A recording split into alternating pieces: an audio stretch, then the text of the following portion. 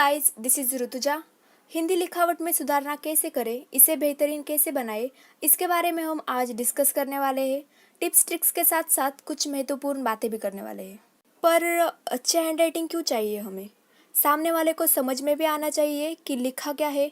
Neat and clean beautiful handwriting देखकर दिल को तसल्ली मिलती है, कॉन्फिडेंस भी बढ़ता है, क्योंकि काफ़ी बच्चे अपनी हैंडराइटिंग को लेकर अनकंफर्टेबल फील किया करते हैं। हाँ, तो अगर आप हैंडराइटिंग को इम्प्रूव करना चाहते हो तो पहले आपको उसकी एक्यूरेसी पर फोकस करना पड़ेगा। मेरा कहने का मतलब ये है कि आप लिखते समय अपने शब्दों पर ध्यान दें। उसके लिए आप हिंदी वर्णमाला लिखिए और देखिए कि आप कौन सा अक्षर गलत तरीके से निकालते हैं और पहले उन्हें सही तरीके से निकालिए। उसके लिए बार बार लिखो, 1000 बार लिखो, क्योंकि ये लिखने की चीज़ है। 1000 बार तो नहीं, लेकिन जब तक वो अक्षर सही तरीके से नहीं आता तब तक जमे रहो, डटे रहो, क्योंकि कभी कभी जिद्दी भी बनना पड़ता है। Now it's comes down to consistency and patience, क्योंकि हमें बचपन से कुछ शब्दों को गलत तरीके से लिखने की आदत बनती है और कोई भी बुरी आदत कभी भी चमत्कारी रूप से गायब नहीं होती।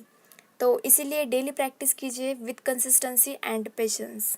और काफ़ी बच्चे सुंदर लिखावट के चक्कर में पेन को खूब टाइटली पकड़ के लिखते हैं या फिर काफ़ी पे ज़्यादा जोर देकर लिखते हैं। उससे उंगलियों में जल्दी से दर्द होना भी शुरू होता है और हम काफ़ी समय तक नहीं लिख पाते और काफ़ी ख़राब हो जाती है।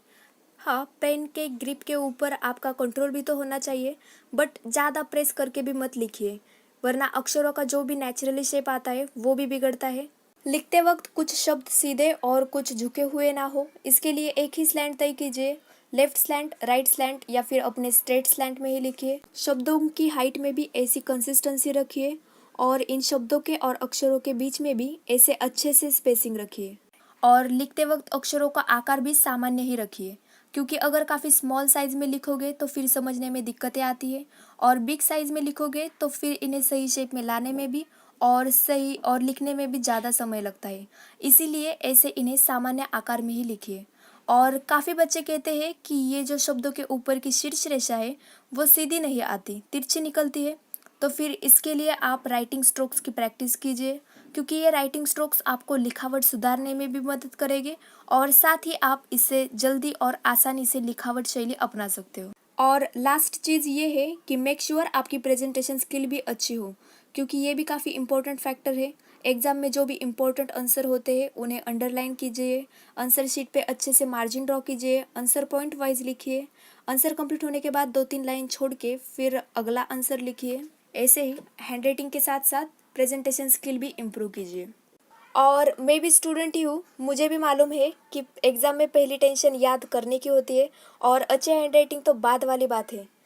और उसमें भी प्रैक्टिस ना की हो तो ना घर का ना घाट का, ना ही एग्ज़ाम में अच्छी स्पीड से लिख पाते हैं और ना ही सुंदर लिखावट आ पाती है।